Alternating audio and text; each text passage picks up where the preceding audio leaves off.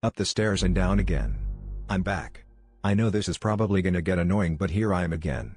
This story comes from one of the many stories from my grandparents' property.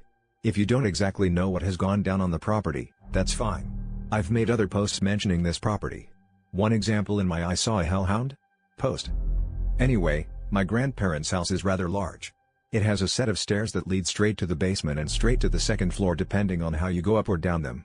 As a kid I would always sleep in the playroom, now cousin room, on the second floor of the house. Oftentimes I'd hear creaks on the floorboards or stairs but would assume it's just my grandmother walking around. She oftentimes would come upstairs to check on the grandkids and make sure they didn't need anything before she went to bed herself.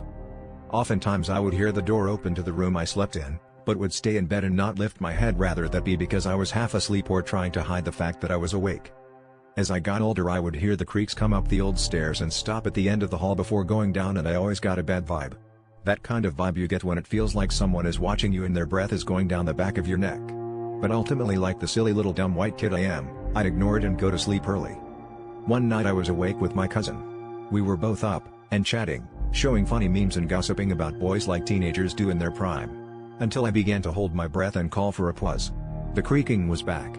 Slowly it creeps up the stairs, one step at a time. Going down the hall and to the right toward our sleeping place. Slowly walking up to the door. I immediately thought it was our grandmother. The doorknob turned, and the door slowly opened. Only to reveal no one. I was too afraid to tear my eyes away from the door as I heard the creaking of the floor slowly going across the room, stopping in front of me and my cousin, before slowly turning around and leaving the room. The door closed with a soft click and the creaking slowly crept down the stairs. Once I knew it was gone I looked at my cousin, and her face was as white as mine, both of us looking at each other with horror. I still think about that night when I began to hear creaking on my grandma's stairs. And I always wonder if the nightly checks I heard from my grandma were always her, or this thing that opened the door on its own.